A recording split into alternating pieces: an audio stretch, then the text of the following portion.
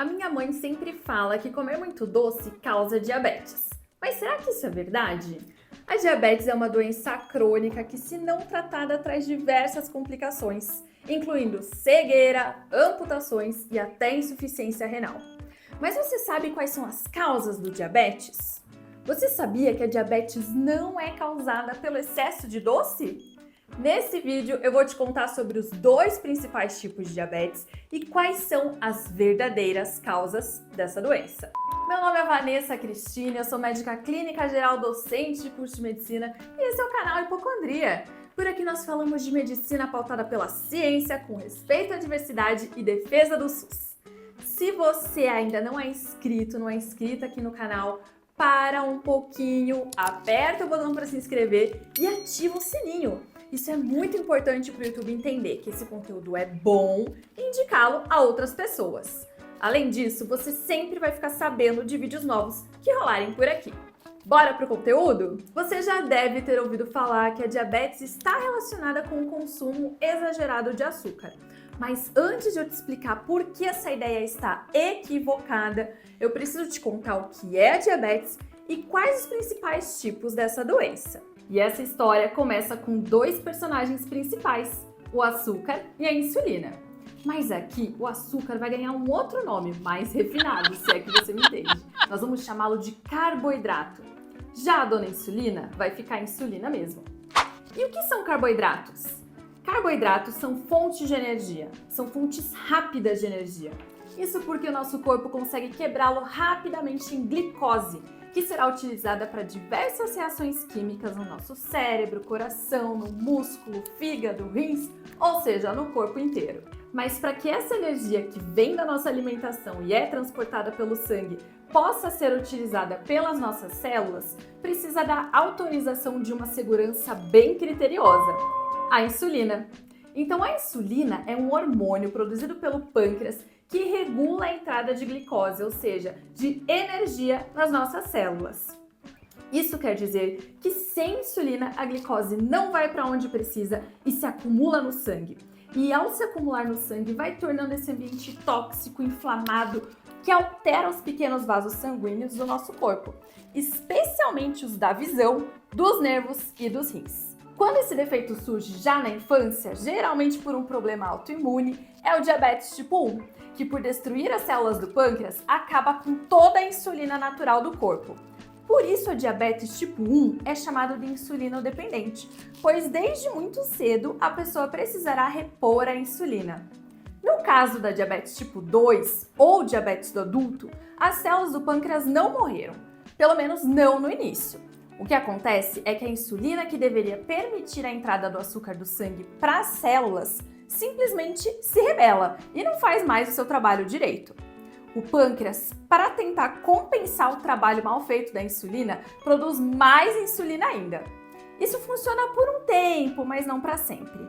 E por isso que pessoas com diabetes tipo 2 geralmente começam o tratamento com comprimidos, mas depois precisam de insulina. Essa diabetes do adulto está relacionada com obesidade, sedentarismo e predisposição genética.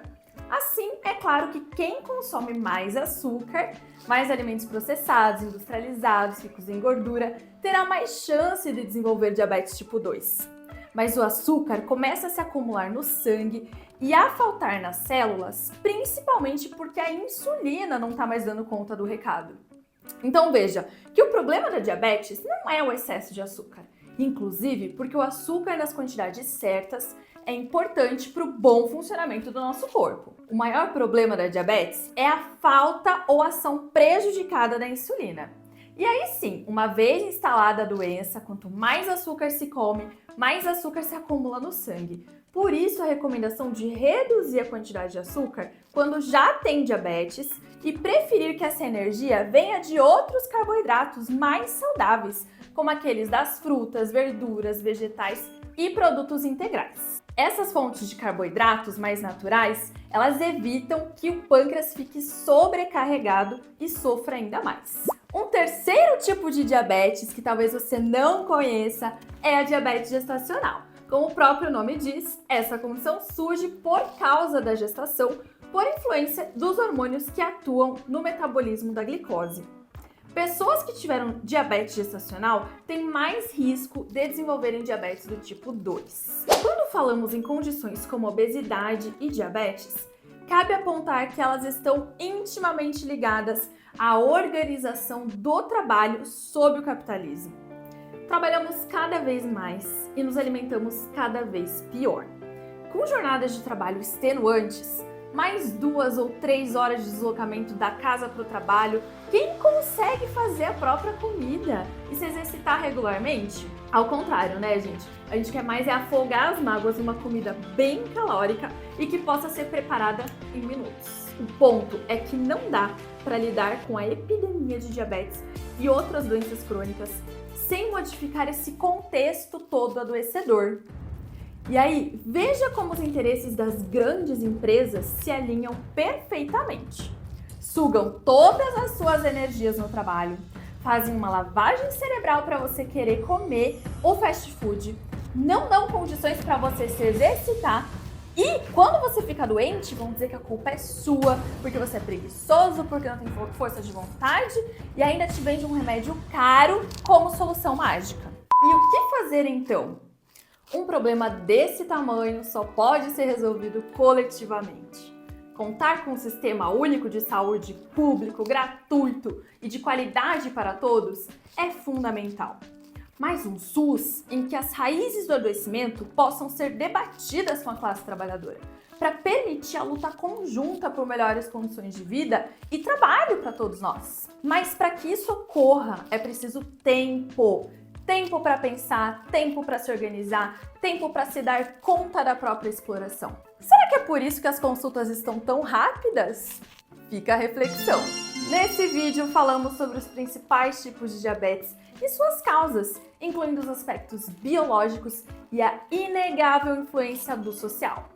Se este vídeo te fez pensar sobre a relação entre adoecimento e trabalho ou trouxe algum conhecimento útil para você, não seja egoísta, compartilha com alguém que vai gostar também. Um abraço e até a próxima!